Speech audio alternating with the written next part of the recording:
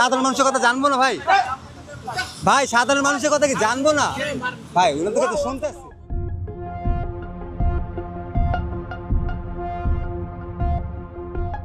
রাজধানীর বিজয় সরণি নব থিয়েটারের সামনে ঘটে গেল এক অপ্রত্যাশিত ঘটনা।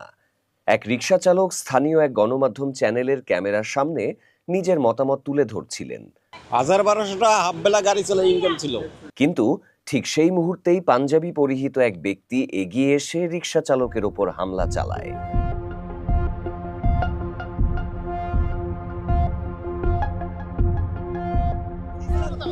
মতামত করতে যাই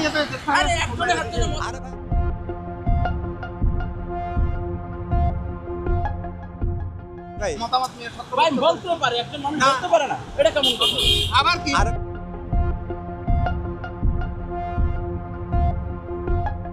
হামলাকারীর অভিযোগ, বাংলাদেশে এখন এই ধরনের মত প্রকাশ করা যাবে না।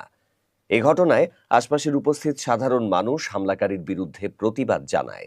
আমরা সাধারণ জনগণ কথা কইতেই পারি, আমাকে কথা দরকার আছে, অধিকার আছে, বাংলাদেশের অধিকার। গায়ে হাত তুলবো কি গায়ে কি কোনকির ক্ষমতার সিদ্ধা আইলে এটা মব সৃষ্টি করছে, এরা নিজেরা মব সৃষ্টি করছে। বিএমপি করে নাহলে জামাত করে, ইনকাম নাই, কিচ্ছু নাই, কি অবস্থা, কি কষ্ট আছে উপর আল্লাহ ছাড়া কেউ জানে না। জানেন কইতে গেলে কবে করে আওয়ামী লীগ করে হাজিল ফুজিল কোনার দেখছি তো চোখের সামনে মারছে। কি রিক্সাওয়ালার থাবো দিবে বিলি করে, উনি রিক্সাওয়ালার থাবো দেওয়ার কি উনি, ও আবার এত দৌড়াই দিব। না না না, এটা ঠিক মোটেই ঠিক হয়নি এটা। এবং ঘটনাটিকে নিন্দা করে। প্রত্যক্ষদর্শীরা জানায়, একজন সাধারণ নাগরিক গণমাধ্যমে নিজের বক্তব্য রাখছিলেন, সেখানে এমন আক্রমণ কোনোভাবেই গ্রহণযোগ্য নয়।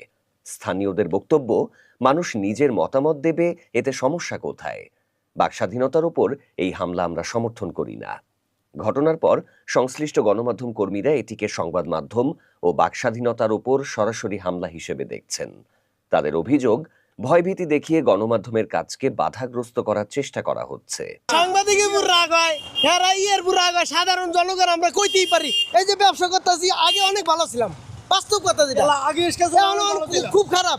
প্রতিদিন নামলে ১,৫০০ এমন হয় বেচা কিনি, বুঝছেন? বাংলাদেশের সংবিধান প্রতিটি নাগরিককে নিজের মত প্রকাশের স্বাধীনতা দিয়েছে, কিন্তু এই ধরনের ঘটনার মাধ্যমে প্রশ্ন উঠছে, সাধারণ মানুষ কতটা নিরাপদে নিজের কথা বলতে পারছে। আইন শৃঙ্খলা বাহিনীর পক্ষ থেকে এখনো এ বিষয়ে কোনো আনুষ্ঠানিক বক্তব্য পাওয়া যায়নি। তবে প্রত্যক্ষদর্শীরা বলছে, মত প্রকাশ ও সংবাদ সংগ্রহের স্বাধীনতায় হামলা হলে তা গণতান্ত্রিক মূল্যবোধকেই হুমকির মুখে ফেলে।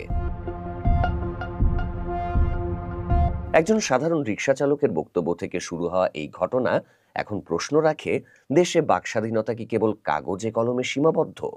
সাংবাদিকরা বলছেন, এ ধরনের হামলার বিচার না হলে ভবিষ্যতে আরও বড় ধরনের বাধার মুখে পড়বে সংবাদ মাধ্যম।